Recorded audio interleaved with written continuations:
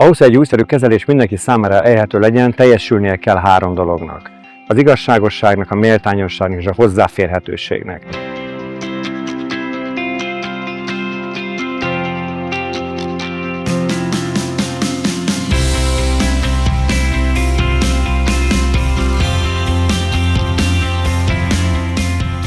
Immáron 7. alkalommal találkozunk a negatív nyomásterápiával kapcsolatos konferencián, ami egyértelműen mutatja, hogy a negatív nyomásterápiának kedvező egészségügyi hatásai vannak. Ahogy a nemzetközi tanulmányok is mutatják, egyértelmű, hogy ezen kezelés nagymértékben segíti a krónikusan vagy nehezen gyógyuló sebeket. Nagy valószínűséggel az elmúlt időben történt változások egyre inkább több indikációs kört vonnak be ezen sebek kezelésének algoritmusába, viszont határozottan állíthatjuk, hogy az igazi gazdasági megtérülések olyan fajta sebek kezelésére adott terápiás eszközökként fognak megjelenni, amelyek egy indikációs körben jól szabályozottak.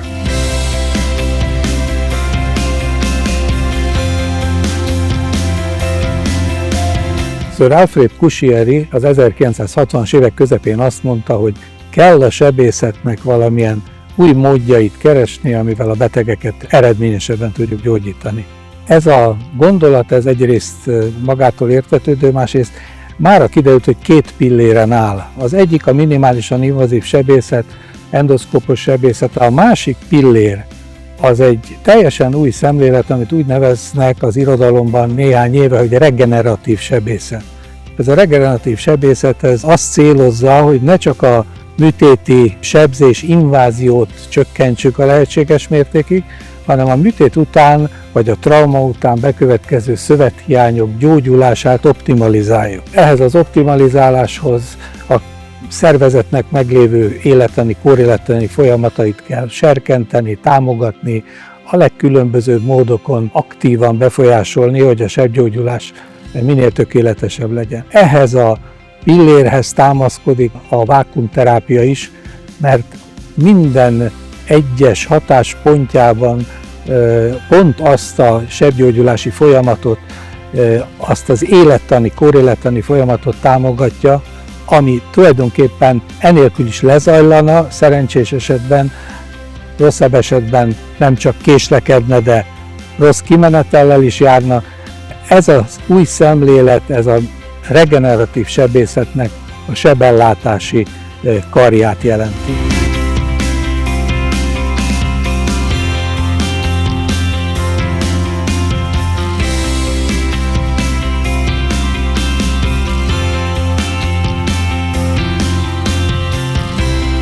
Azt lehet mondani, hogy önmagában az MPVT kezelés miatt rengeteg sok jó dolgot tudtunk meg a sebgyógyulásról és annak a mechanizmusáról, illetve talán a legfontosabb az a úgynevezett mechanotranszdukciós folyamatoknak a megismerése, hogy a mechanikai hatás milyen biokémiai hatásokat vált ki a sejtekben, és valójában ez az alapja az összes jótékony hatásnak, amit ismerünk az ödéma csökkentéstől a granuláció megindulásáig. Krónikus sebellátásban betöltött szerepét sokkal többet kéne használni, sokkal kiterjedtebb indikációban.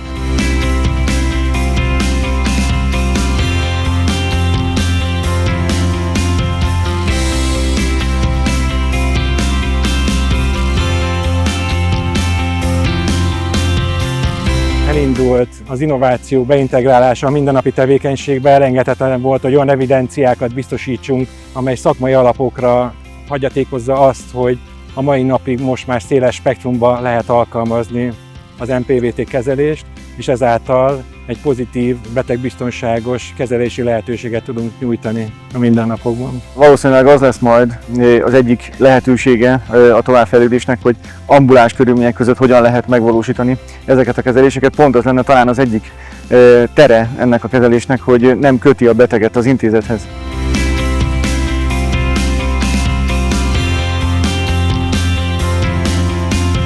Úgy gondolom, ez a kezelés nem az a típusú kezelés, amit centralizálni kell. Ezt a kezelést minden olyan manuális szakmát folytató szakember, aki egyáltalán sebekkel találkozik, annak kellene ismernie és kellene használnia is kiterjedtebben, mint most. A decentralizált keretkiosztás nem csak egyetemi és nem csak nagy centrumok esetében engedné meg a további hozzáféréseket, illetőleg az indikációs körben is nagyon jó lenne, hogyha egy szélesebb körű, általánosságot is túllépő kör jelenne meg, amelyben az alkalmazást pontosan tudjuk bővíteni.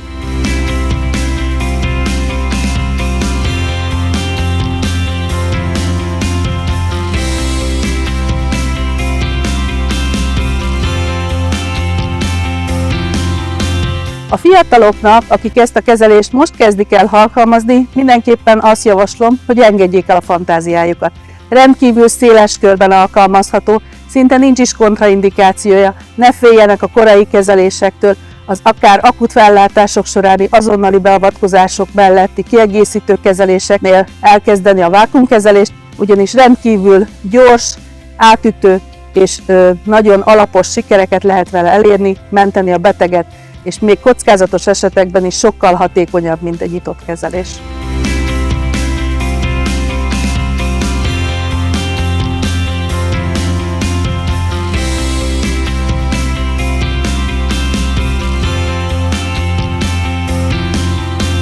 Akkor fog kiteljesedni ez a folyamat és ez a rendszerbe helyezés, hogyha megjelennek Magyarországon is azok az irányelvek vagy elvvel egyenértékű szakmai javaslatok, amelyek tulajdonképpen a tucatjával egymás után szakmába vont szubdiszciplínák területén megteremtik az egységes szemléletű vákuumterápiát.